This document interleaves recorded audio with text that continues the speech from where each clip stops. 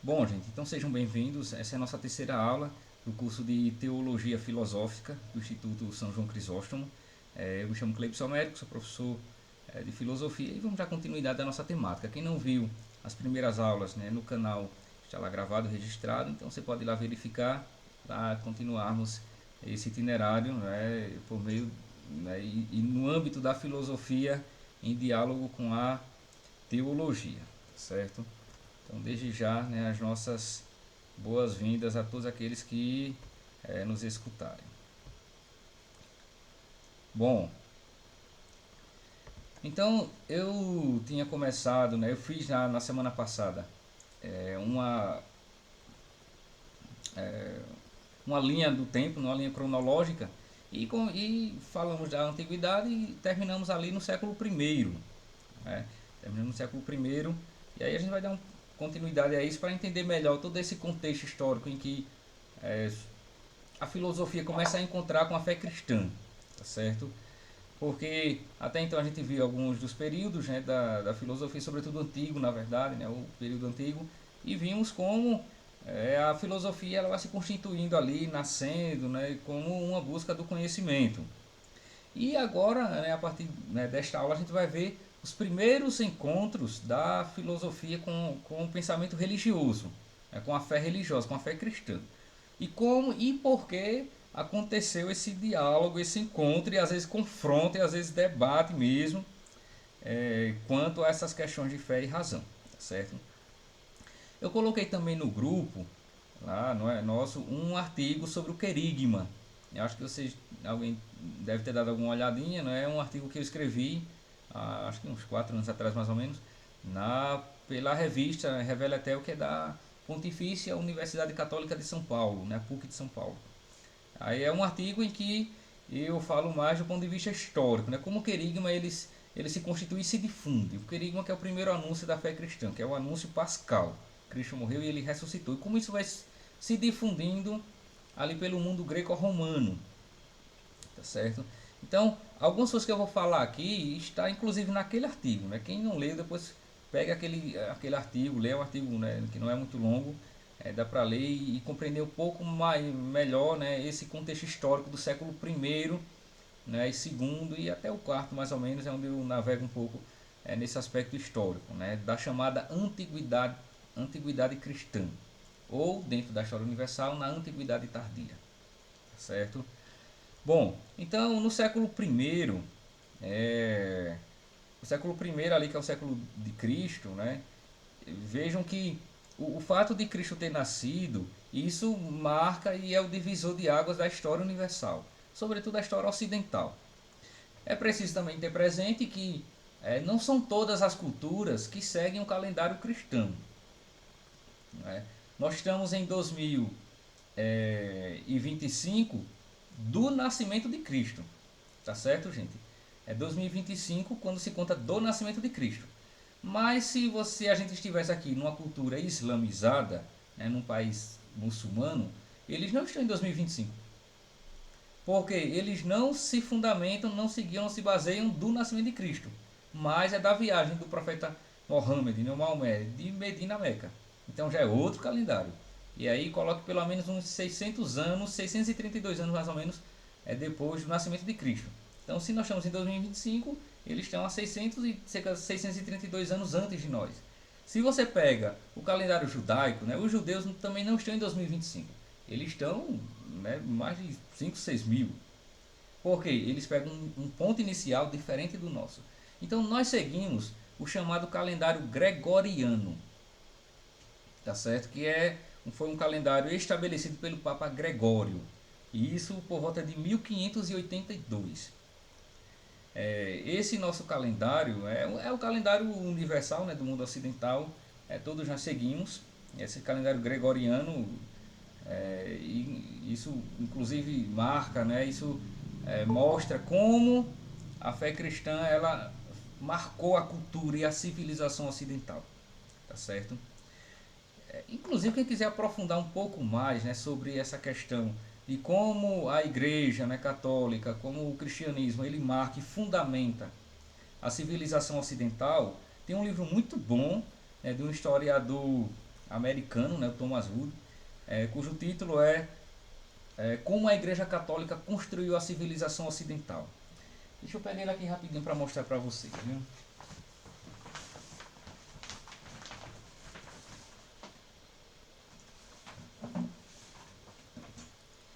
Que é este livro aqui, né? Um livro que também coloque naquela lista, né, dos livros que a gente tem que ler antes de morrer. Um deles é esse daqui, um livro maravilhoso, tá certo? Como a Igreja Católica Construiu a Civilização Ocidental. E um dos capítulos vai tratar inclusive disso, né? De como nos eventos históricos, civis, da vida civil, do calendário civil, como a religiosidade, como a igreja, ela marca e fundamenta, não só a cultura, mas até mesmo o calendário civil, tá certo? É um livro maravilhoso neste sentido, como a igreja construiu a civilização ocidental. Qual é o nome do autor, por favor? O autor é Thomas Hobbes, um historiador americano. Depois eu colocaria a foto desse livro lá no grupo. Livro muito bom, viu, gente? Vale muito a pena. Um autor muito renomado, muito respeitado. Um historiador realmente assim, excelente. Bom, e aí vejam que então o cristianismo nascente, ele vai marcar profundamente uma cultura. Veja que o cristianismo ele não nasce como um projeto político. A igreja não nasce com essa finalidade, não é um projeto político, não nasce para ser um governo, um estado teocrático, em que a religiosidade é quem governa, não é com essa intenção. Né? O cristianismo nasce simplesmente como um anúncio querigmático, pascal, salvífico, não é? De difundir pelo mundo o reinado de Deus. Que o reinado de Deus, não é? O reino de Deus, ele não se confunde com estruturas materiais econômicas, né? Conforme, né, no século passado, né, os teólogos da libertação, da chamada teologia da libertação, queriam colocar que o reinado de Deus ele se confunde com um reino de justiça e paz e de igualdade econômica, não é, de soluções econômicas, enfim, não é isso. O reinado de Deus ele não se confunde com isso. Embora é claro que Deus quer que todo mundo viva bem, que a gente não tenha problemas sociais, políticos, jurídicos, culturais. É claro que Deus quer o bem para todo mundo, mas o reinado de Deus não é isto. Jesus disse, né? O meu reino não é deste mundo. Quando Jesus diz isso lá no Evangelho, o meu reinado não é deste mundo, já está dizendo tudo, né? Que embora ele queira uma vida melhor para nós deste mundo, mas o reinado dele não é deste mundo, tá certo? E aí o cristianismo vai nascer, gente, com esta missão dada pelo Cristo de anunciar o querigma. Ele morreu e ressuscitou e está vivo para a nossa salvação. Isso é o anúncio fundamental. Isso é a boa notícia. Porque eu comentei com vocês já que a palavra evangelho significa boa notícia. É isso? A palavra evangelho é angelio. A palavra evangelho é uma junção de duas palavrinhas. Aqui está em grego, né? Angelion.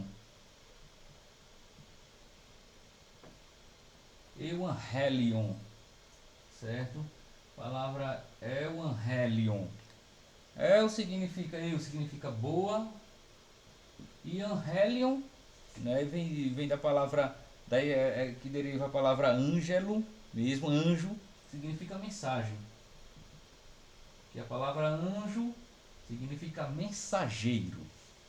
Anjo significa mensageiro. E evangelho significa, portanto, etimologicamente falando, significa uma boa mensagem. Entendem?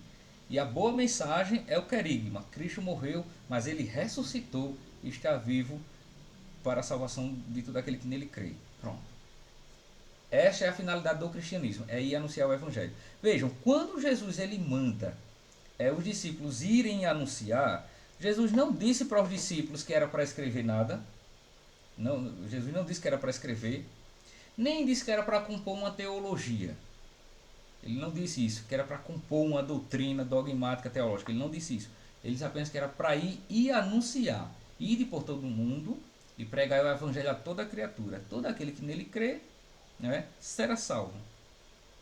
e batizai em nome do Pai, do Filho e do Espírito Santo. Isso nessa mensagem, esse mandamento está lá no final dos 3 evangelhos sinóticos, né? O Mateus, Marcos e o Lucas. Esse é o mandato.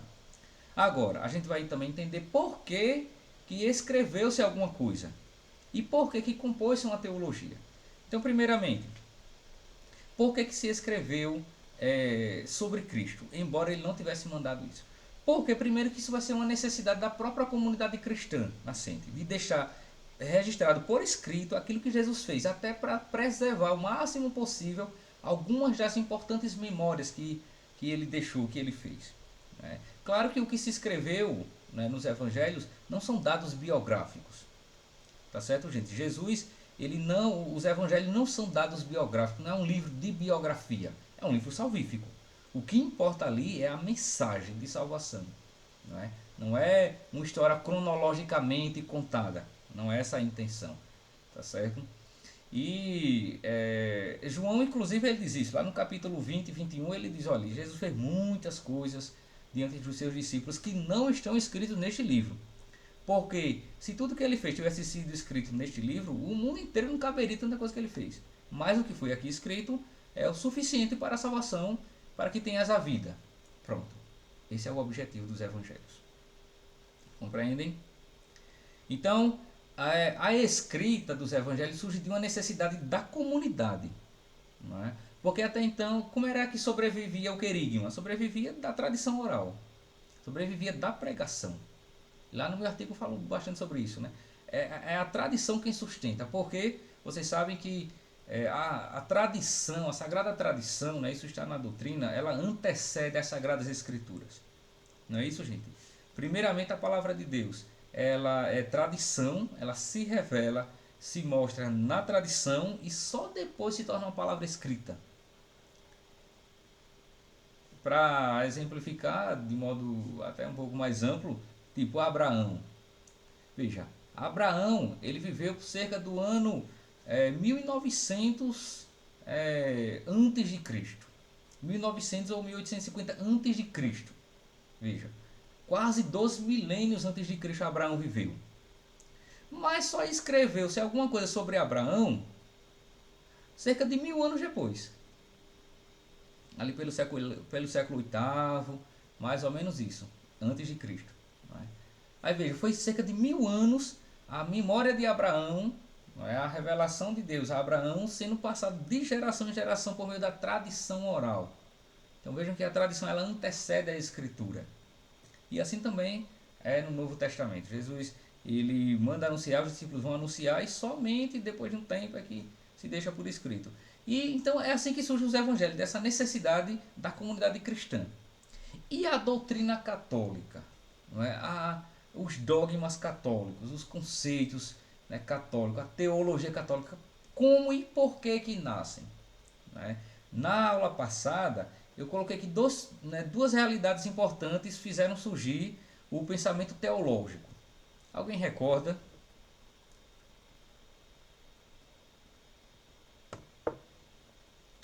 Quem relembra? Que isso eu disse no passado, não, foi semana passada. Viu? Não faz muito tempo assim. Que a teologia ela surge, mas deve. A teologia, Thaís, ela surge, mas ela deve-se, né, a duas provocações. Duas coisas provocaram a constituição da teologia, ao menos essas duas grandes coisas. Conseguem recordar? A heresia era uma delas. Uhum. Muito bem, Aldivânia. E a segunda coisa é a.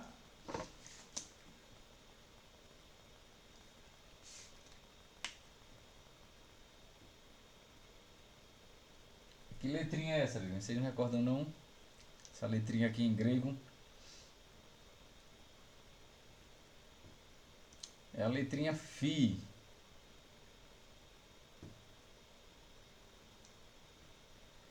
Então, portanto, a segunda coisa é a Φ.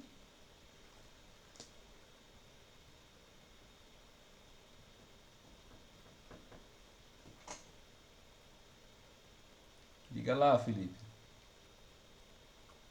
Filosofia, né? Exatamente. Muito bem, Thaís. A filosofia. E vocês vão se acostumando aí com o grego para quando cair na prova todo mundo acertar, viu, gente? Para ninguém ter dificuldade nisso aí, tá certo? É isso, Ana Luísa. Então, gente, a filosofia, essas duas coisas. As heresias foram importantes para a constituição da teologia, como também a filosofia, porque essas duas realidades elas provocaram o pensamento dos padres da igreja. As heresias porque na tentativa de interpretar e de explicar os mistérios divinos da revelação de Deus, tal, cometia-se desvios, porque a heresia são desvios de doutrina, entende? Cometia-se desvios. Aí se fazia necessário, né, os padres, né, os bispos, né, para salvaguardar a ortodoxia da fé, se reunirem em concílios ecumênicos para deliberar, para tratar, para estudar a temática e dar uma definição, né, dogmática correta acerca da fé. E assim vai surgindo a parte dogmática, a teologia como uma explicação, não é, das verdades da fé cristã. Então, tipo, depois vocês vão estudar isso lá na história da igreja, né? Os primeiros grandes concílios ecumênicos, né, que datam ali do século IV, concílio de Niceia, em 325, concílio de Constantinopla, ali em 381, depois o concílio de Calcedônio, concílio de Éfeso. Esses concílios, né, né, só para recordar que concílio, gente, é aquela reunião, né, que é feita entre o Papa, os bispos do mundo todo, né, na época, para tentar fazer definições, né, para discutir, né, estudar juntos, pensar e depois fazer definições dogmáticas acerca da fé. Então as heresias, esses desvios faziam com que, né, os padres da igreja, os doutores da igreja se reunissem para refletir sobre as verdades da fé e poder dar uma explicação teológica. E assim vai surgindo. E a outra provocação, que é a que mais nos interessa aqui, é a filosofia. Porque neste confronto ali, e sobretudo agora que a partir do século II, viu, gente? O embate entre filósofos, né, e teólogos, né, e ainda não teólogos, mas padres da igreja, os chamados padres apologetas, né, que é aqueles padres da segunda geração, que vem os apóstolos, os padres apostólicos e os padres apologetas, entre os quais nós temos ali São Policarpo, Santo Irineu, são chamados padres apologetas. Esses homens, São Justino de Roma, que é um grande nome aí, Justino de Roma, eles vão ser bem importantes, porque é por meio deles que vai se dar o encontro da filosofia com a fé cristã. E é devido a essas provocações dos filósofos que também vai ser necessário aos padres apologetas, né, aos padres da igreja, terem que parar para refletir e tentar dar uma explicação racional, fundamentada e coerente da fé cristã. Veja que a filosofia ela exerce um papel importante neste sentido. Não é de os filósofos fazem perguntas e os padres da igreja vão ter que se desdobrar para responder. E isso, o bom disso é que daí surgem grandes produções teológicas, grandes tratados teológicos. E quando eu falo em padres da igreja, gente, é preciso entender padres como os pais da igreja, os doutores da igreja, né, os grandes teólogos da igreja. Isso é o que nós entendemos como padres da igreja. Tá certo? Aqui e acolá você vai ver por escrito essa história, né? Os padres da igreja. Os padres não quer dizer simplesmente os sacerdotes, não, viu? Quer dizer os grandes doutores, os grandes sábios da fé, os grandes teólogos, né? Como Santo Agostinho, São João Crisóstomo, Santo Irineu, São Policarpo, são chamados padres da igreja. São Basílio Magno, tá certo? Então tudo isso ali no século II. Aí quando nós falamos em século II, né, século II, precisamente ali pelo ano 160, 165, nós temos um nome importante, tá certo? Que é o nome de São Justino. São Justino Mártir. Esse é um nome bem importante, viu, gente? Para falar do encontro da filosofia com a fé cristã. São Justino. Por quê? Justino, chamado São Justino também de Roma, né? Pode ser chamado ou Justino Mártir ou Justino de Roma. São Justino ele era um filósofo pagão e se converte à fé cristã. E ele vai ser o primeiro, ele é considerado o primeiro filósofo cristão. É São Justino, século II, tá certo? E todo aquele arsenal de filosofia que ele tinha, toda aquela bagagem que ele tinha adquirido na filosofia helenística, né, na filosofia greco-romana, ele vai começar a colocar esse instrumental a serviço da fé cristã. E Justino vai ser o primeiro a não rejeitar a tradição filosófica, né? Ele vai ser o primeiro a não rejeitar, a ver que o pensamento crítico filosófico ele pode servir para esclarecer melhor, inclusive, as verdades da fé cristã. Então essa intuição de São Justino, ela vai ser importante porque é ela quem vai perpassar toda a tradição teológica da igreja.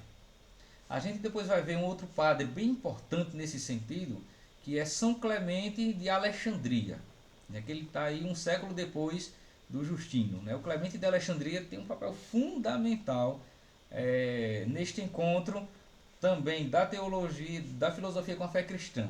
Tá certo, gente? São Clemente. O São Clemente de Alexandria, tá certo? Porque tem outro Clemente, né? Tem um Clemente de Roma, que é do século I, mas não é desse que estamos falando. Alexandria. São Clemente de Alexandria.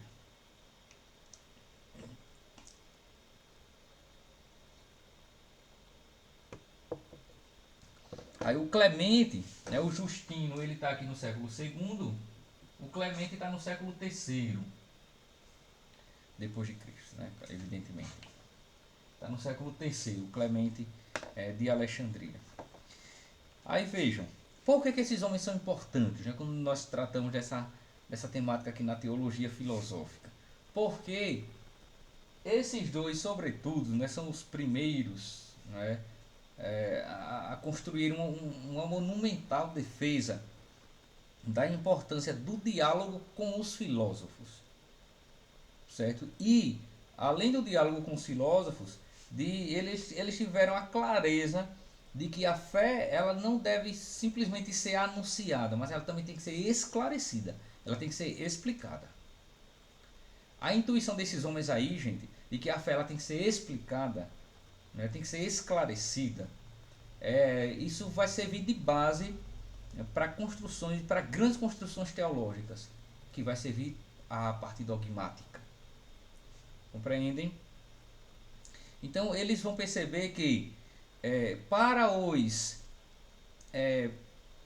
judeus que se convertem ao cristianismo, não é, o argumento da escritura é praticamente suficiente. Entendem? Então, para aquele que conhecia as escrituras do Antigo Testamento, aceitar o Messias, aceitar que o Messias é o Cristo, não era uma grande dificuldade. Por quê? Porque ele já tinha todos os pressupostos do Antigo Testamento. Compreendem? Então, por ele ter esses pressupostos, eles já sabiam que viria um Messias. Eles já sabiam que o Messias seria da descendência de Davi, que o Messias viria para governar e que viria para salvar, que o Messias era a esperança. Então eles já tinham isso na profecia, desde Isaías, lá pelo século VIII, né, já havia essa profecia do Messias, né, já tinha essa ideia. Então, para os judeus, reconhecer que nós esperamos o Messias, e o Messias é aquele tal de Jesus de Nazaré que morreu e ressuscitou, então para ele era mais tranquilo. Já para o pagão, não.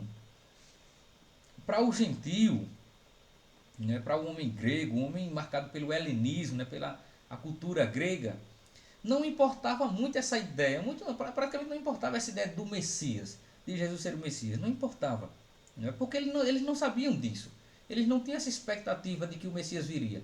Não, a expectativa em torno do Messias era para o judeu, para o israelita, tá certo? Mas para o pagão não, o pagão não esperava o Messias nenhum. É aí em que os padres da igreja, né, os grandes doutores, eles vão levar a fé para o mundo pagão muito a partir da razão, da explicação racional. Compreendem? Então aqui eles não vão estar usando, não vão estar se utilizando tanto de uma argumentação escriturística, né, de uma argumentação bíblica. Num primeiro momento não. Entende? A explicação dada é mais uma explicação de cunho racional. Então vejam, o judeu, né, ele esperava o Messias, porque tinha sido prometido que viria um Messias. Pronto.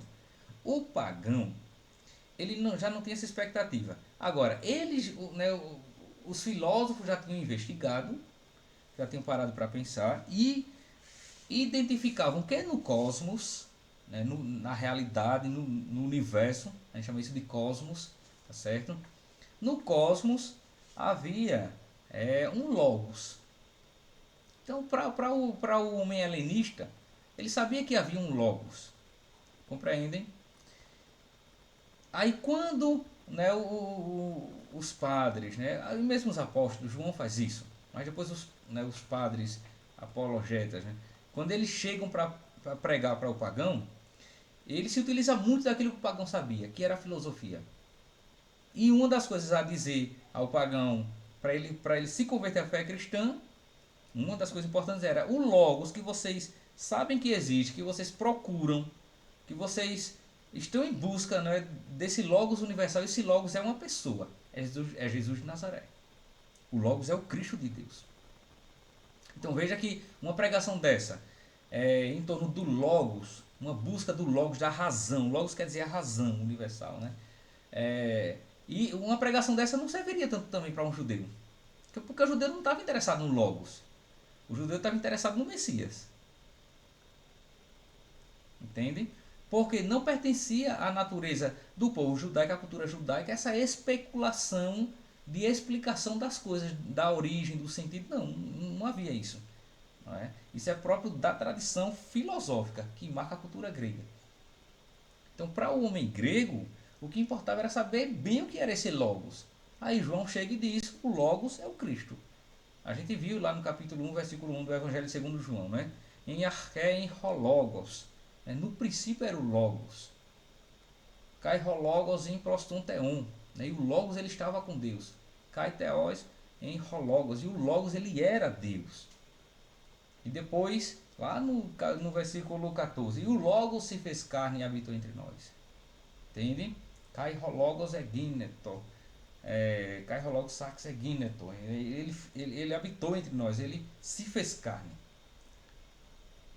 E assim, gente, é o anúncio desses 3 primeiros séculos. Tá certo? Então é um tempo em que vai se convertendo judeus, vai se convertendo pagãos, uns por meio do argumento bíblico, né, por meio do encontro com a fé, outros por meio de uma explicação mais racionalizada, e assim vai crescendo o cristianismo. Gente, até aqui vocês querem perguntar alguma coisa, querem que esclareça mais alguma coisa, alguma dúvida, ou está tudo certo, nada errado?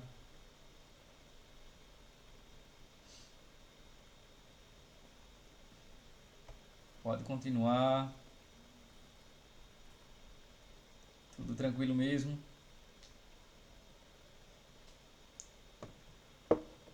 Então vamos lá, adelante.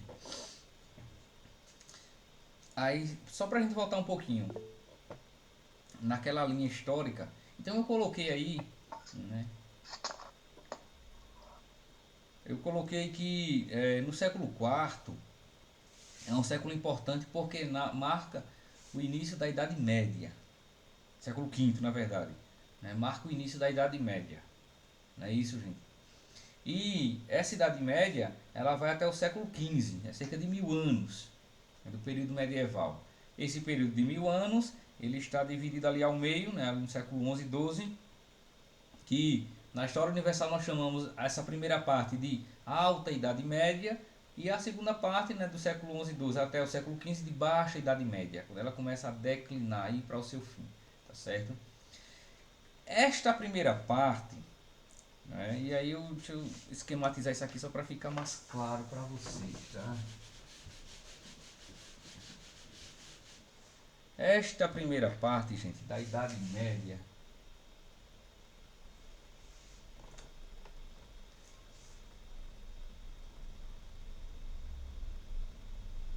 aqui no século V, né, isso depois de Cristo, viu, gente? Aqui século XV. E aqui século XI e XII. Aqui nós temos a chamada alta Idade Média, e aqui nós temos a chamada Baixa Idade Média, tá certo?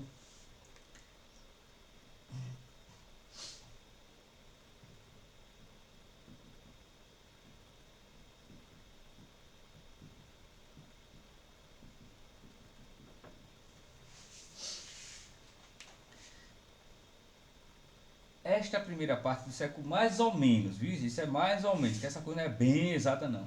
Do século V, mas a gente aqui poderia retroceder um pouco mais. A gente poderia colocar a filosofia patrística, que ela vai um pouco para além, né? A filosofia patrística ela vai um pouco para além dessa divisão historiográfica. A gente poderia colocar a própria filosofia patrística já datando aqui do século II, tá certo? Por Idade Média, no sentido historiográfico, e como a história universal, ela realmente data, ela periodiza ali, é do século V ao século XV, segundo a historiografia, a história universal. Agora, para a história das ideias filosóficas, ela vai um pouco para além disso. Então, o século II é onde começaria, na verdade, os primórdios do pensamento medieval, não da história medieval, mas do pensamento medieval, que é um pensamento marcado pela fé cristã, né? Pela a filosofia cristã. E quem é que está aqui no século II? Nós temos o São Justino. São Justino de Roma. Porque ele é o primeiro filósofo cristão. Entende? Então ele está aqui no século II. Ele morre ali pelo ano 165. Né? Justino é autor das chamadas apologias, né? Que são obras importantes, né? Obras muito caras, né? Para a tradição cristã. Tá certo? Então aqui, né? E aí a filosofia patrística ela começa no século II, mas a rigor mesmo, né? Ela se estenderia mais ou menos até o século VIII. Porque do oitavo para cá é mais assim no sentido da influência dela. Mas enquanto produção mesmo, produção teológica e filosófica, é mais ou menos do século II ao século VIII. Tá certo? A chamada teologia patrística. E por que patrística? Porque chamamos este primeiro período aqui, gente, de patrística, um período de cerca de 5 séculos. Não é? Por que chamamos isso de patrística? Porque é o tempo dos chamados padres da igreja. Né?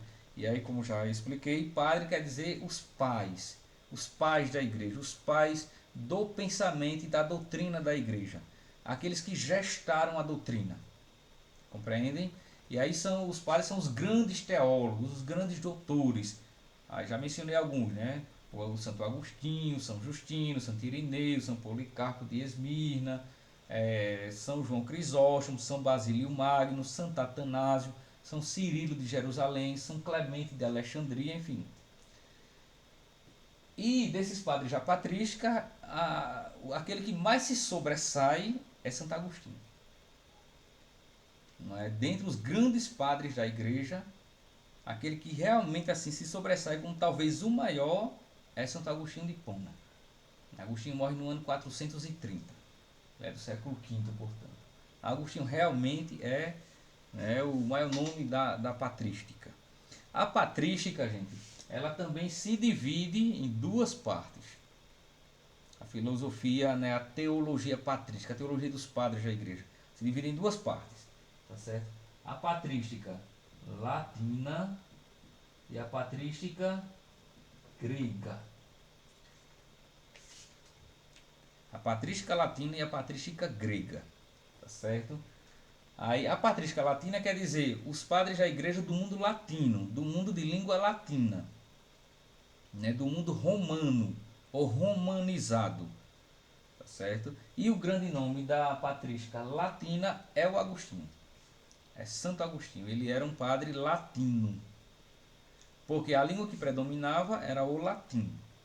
Tá certo? Ele escrevia em latim, falava o latim, pregava em latim, tudo mais. E Santo Agostinho, ele era um africano. Tá certo? Ele era um africano, depois vai para Roma, para Milão, se converte, enfim. Era um pagão, né? E depois se converte à fé cristã. Santo Agostinho, depois a gente vai ter uma aula mais detida sobre ele, né? O Agostinho, ele primeiro foi um grande pensador pagão, professor de retórica, depois foi maniqueu, da seita dos maniqueístas, era um aderente da filosofia neoplatônica, e ele vai, né, percorrendo caminhos teóricos, filosóficos, até encontrar a fé cristã. Isso já na sua vida tardia, já na maturidade. Isso inclusive ele retrata naquele livro que eu já mostrei para vocês, chamado As Confissões. Quem não viu esse livro, quem nunca leu esse livro, Um Dia na Vida Precisa Ler. É este daqui. Um Dia na Vida Precisa Ler As Confissões de Santo Agostinho, tá certo, gente? É um livro maravilhoso isso aqui, viu? As Confissões. Então, um grande nome da patrística latina é Agostinho, mas tem vários outros grandes nomes. E tem a patrística grega, que são aqueles padres da igreja, os doutores da igreja, os teólogos que ficam mais no mundo de língua grega. Ali pela Palestina, pela Ásia, né, Síria, enfim. São os padres da Alexandria, né? São os padres da patrística grega. Os grandes nomes são Santo Atanásio, São João Crisóstomo, São Basílio Magno, né, o Cirilo de Alexandria e outros importantes nomes, tá certo? Da chamada patrística grega. E o que esses homens produziram enquanto pensamento teológico é um negócio realmente monumental.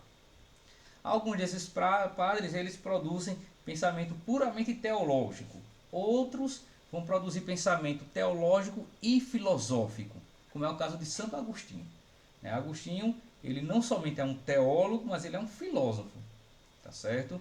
Santo Agostinho, ele é um filósofo, diferentemente de outros, como por exemplo São João Crisóstomo. São João Crisóstomo é um teólogo, é um padre da igreja e teólogo, não é? Ele não entra nessa conta de filósofo. Ele é um teólogo, ele é um padre, um doutor da igreja. Agora, o Agostinho não. O Agostinho, além disso, além de ser um padre da igreja, de ser um teólogo da igreja, o Agostinho ele é um filósofo. Ele foi um grande pensador. Então, na filosofia até hoje, inclusive, né, nós estudamos muitos escritos de Santo Agostinho na universidade. Quer a pessoa goste, quer não goste, quer tenha fé, quer não tenha fé, tem que estudar Santo Agostinho. A pessoa pode ser ateu, agnóstico, não importa.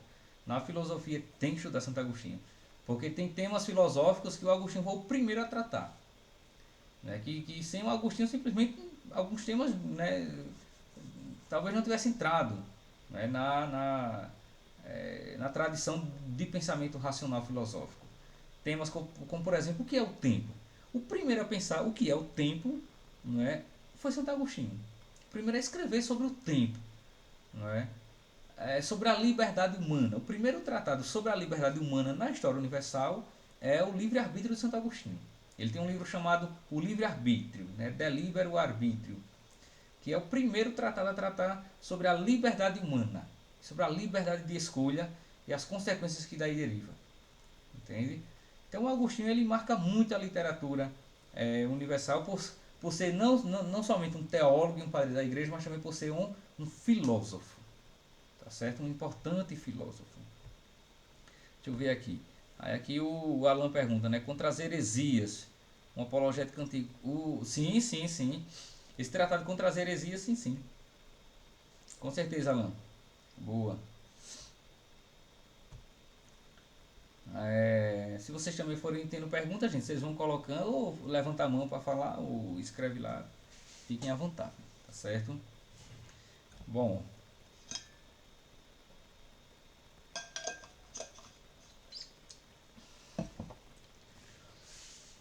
Então vejam que a história do pensamento, né, filosófico, ela antecede, né, os fatos históricos. Porque do ponto de vista historiográfico, nós colocamos como Idade Média, o início da Idade Média, o século V. E o que é que aconteceu no século V? Né? Precisamente no ano 476. No ano 476, nós vamos ter a queda do Império Romano Ocidental. A queda de Roma, quando Roma vai ser tomada pelos povos bárbaros, povos germânicos, tá certo?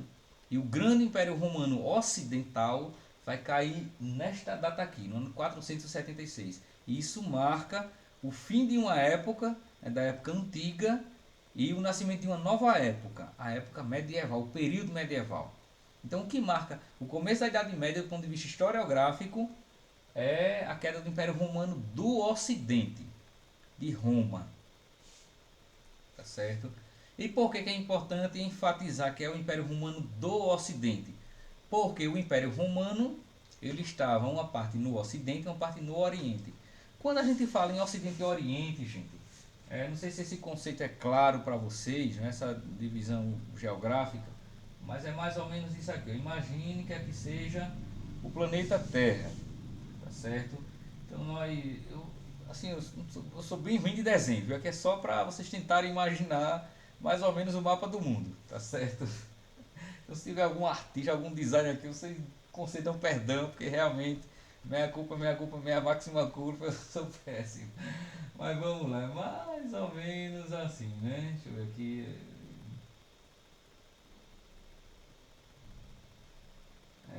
América, mais ou menos aqui assim, deixa eu ver, Europa, depois vem aqui a Ásia, é, África, aqui a Oceania, é mais ou menos assim, viu? Mais ou menos isso. Aí vejam, aqui é a América, onde nós estamos aqui no Brasil, tá certo? Aqui é a África, né? Aqui é a Europa. A Europa e aqui é a África, tá certo? Quando nós falamos em Oriente e Ocidente, nós estamos falando em uma divisão geográfica e imaginária, que é mais ou menos assim, traça-se uma linha imaginária dividindo o mundo meio que ao meio. Aí esta parte aqui nós chamamos de Ocidente e esta parte aqui nós chamamos de Oriente. Tá certo? O Ocidente e o Oriente. Israel fica por aqui assim.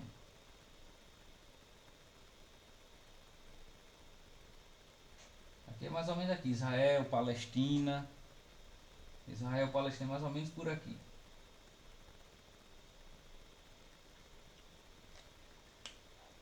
Que aqui é um meridiano, né? Meridiano de Greenwich. Esse meridiano ele divide. Então, no mundo ocidental, quando nós falamos em mundo ocidental, nós estamos falando aqui em América, né? Tanto a América do Norte quanto a América Latina, né? Central e Sul, tá certo? A Europa e uma parte da África, que nós chamamos de África Ocidental. Então, a África tem a parte ocidental e tem a sua parte oriental. E no Oriente nós temos aqui a Ásia, né? Temos a maior parte da África, fica no mundo oriental, Palestina, né? Terra Santa, tudo isso fica no Oriente. Tá certo? Então quando o Império Romano cai em 476, gente, é aquele Império Romano Ocidental. Tá certo? Cuja sede era Roma. Pronto. Roma. E a outra parte do Império Romano vai subsistir por 1000 anos ainda, que é o Império Romano Oriental, cuja sede era Constantinopla, que fica aqui na chamada Ásia Menor, mais ou menos por aqui. Tá certo? Aí o Império Romano Oriental, ele como foi convertido ao cristianismo, ele vai ser também chamado de Império Bizantino, não é? Porque ele vai ficar sediado na cidade de Bizâncio, né? Que foi a sede do Império Bizantino, que era um império cristão. Tá certo? O imperador era cristão, né? Aí tinha os patriarcas, enfim. E este Império Romano Oriental, ele só vai cair no ano de 1453. Tá certo, gente? 1453 é onde cai o Império Romano Oriental. E Constantinopla vai ser tomada pelos muçulmanos e como ainda hoje hoje já não chama mais de Constantinopla, hoje se chama Istambul, que é a capital da Turquia. Ali foi a sede do Império Bizantino. Que inclusive lá tem uma grande basílica cristã que se tornou museu, que é a Basílica de Santa Sofia. Olha, quem nunca viu fotos da Basílica de Santa Sofia? Depois, quando terminar essa aula, outro dia, você coloca assim, Basílica de Santa Sofia, em Istambul. É um negócio assim, maravilhoso. É uma das grandes construções do mundo antigo. Assim, é de uma beleza, de uma arte sacra, um negócio realmente assim, incomensurável e inefável. A cúpula da igreja, assim, a arte sacra, né, as colunas, É um negócio realmente assim monumental, monumental mesmo, tá certo? Então ali foi a sede do Império Romano Oriental, que é o Império Bizantino. E aí termina a Idade Média e depois começa a Idade Moderna, que é o que a gente vai ver um pouco mais para frente. Até aqui, gente, tá claro, tudo certo? Querem perguntar alguma coisa, fazer algum acréscimo? Bom, então veja, nesta primeira parte, né, da Idade Média, predominou a chamada filosofia ou teologia patrística dos padres da Igreja. E na segunda parte, na chamada Baixa Idade Média, vai predominar a filosofia escolástica, que depois vamos ter também aulas específicas sobre ela, tá certo? A filosofia escolástica. E por que chamamos de filosofia escolástica?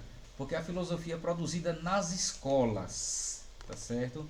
E quando nós falamos em escolas, nós estamos falando sobretudo em universidades. As escolas, que vai ser sede, né, sede de grandes centros acadêmicos, né, medievais. Essas escolas são as universidades. E neste livro aqui que eu mostrei para vocês, como a Igreja Católica construiu a civilização ocidental, aqui tem um capítulo dedicado exclusivamente a isso, né, a Igreja e as universidades, tá certo? É o capítulo 4. A Igreja e a Universidade. Como a Igreja Católica, ela funda as universidades. O sistema de universidades universal que nós temos ainda hoje, né, as universidades, é um legado católico, tá certo? É um legado cristão. E isso por si só já desmente, já desmonta aquela famigerada e ultrapassada teoria que na Idade Média não houve produção de conhecimento e que a igreja era contra o conhecimento. Porque aqui e acolá você vai ver alguém, alguma pessoa, né, desinformada e mal intencionada e desonesta, né, do ponto de vista intelectual, dizer que na Idade Média não houve produção de conhecimento pela predominância e pelo monopólio da igreja. Isso é pura estupidez. Tá certo, gente? Isso é estupidez pura. Por quê? Foi no meio da Idade Média e por influência da igreja mesmo católica que surgem as universidades. Então, como é que a igreja ela era contra o conhecimento se ela quem criou centros para a produção de conhecimento? E não era só conhecimento teológico, era conhecimento filosófico, era conhecimento jurídico, era conhecimento moral, era conhecimento de medicina, tudo mais. Entendem? De matemática, né, de artes. Então as universidades, que é um legado, da igreja e é uma produção realmente eclesiástica, tanto que as primeiras, né, as primeiras 100 universidades, elas eram pontifícias, né, as universidades pontifícias, porque elas eram ligadas ao pontífice romano, ao Papa, né, todas elas são aqui no meio da Idade Média, século XI, XII, XIII, teve um grande florescer de universidades, tá certo? E veja que é um legado católico, né? Então hoje, quando, né, nas universidades, né, se alguém abre a boca para dizer que a igreja era contra o conhecimento, a pessoa dizendo isso em uma instituição que é um legado católico, que é as universidades, né, isso mostra o tamanho da estupidez da pessoa, né, da ignorância, assim, do desconhecimento. Porque a pessoa, né, tinha a obrigação moral de estar minimamente informado, né, para poder dizer, olha, estamos numa universidade, isso é um legado católico, né, apesar de eu não gostar da igreja católica, mas isso aqui é um legado católico. Pronto. Isso seria a honestidade intelectual. Mas muitos, né, por causa de ideologias e de fanatismo e de um sentimento anticlerical, que é um sentimento totalmente, né, anticientífico e antirracional, faz essas afirmações absurdas. Mas da Idade Média nós tivemos muita coisa boa e importante. Inclusive, gente, sobre isto, né, quem quiser aprofundar um pouco, deixa eu mostrar aqui um livro para vocês.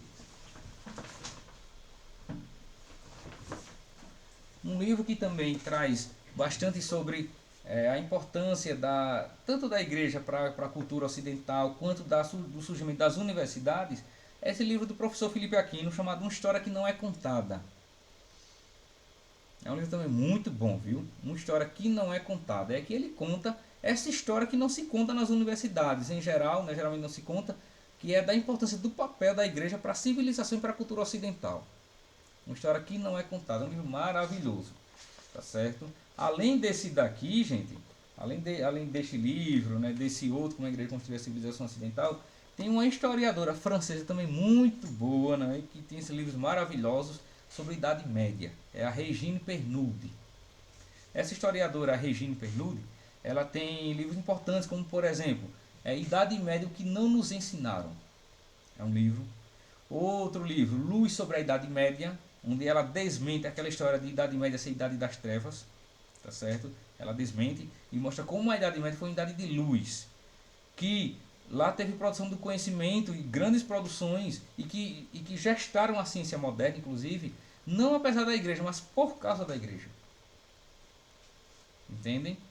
Então, tudo isso aqui nessa época aqui, né, do começo da filosofia escolástica. Não é?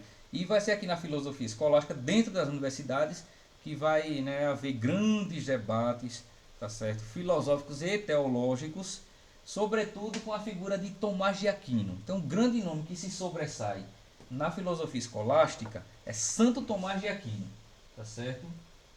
O Tomás de Aquino. Se na patrística o grande nome era Santo Agostinho, vocês escrevam isso, viu, gente? O Santo Agostinho, o grande nome da filosofia patrística é Santo Agostinho, indubitavelmente. E da filosofia escolástica é Santo Tomás de Aquino, indubitavelmente. São as duas grandes colunas da filosofia cristã, do pensamento cristão.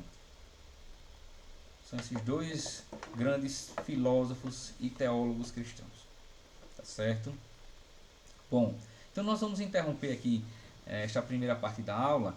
Aí eu vou fechar, né? A gente vai tomar só aquele cafezinho breve, 5 minutinhos mesmo, e a gente volta aí na segunda aula, tá certo? Aí vai ser o mesmo link.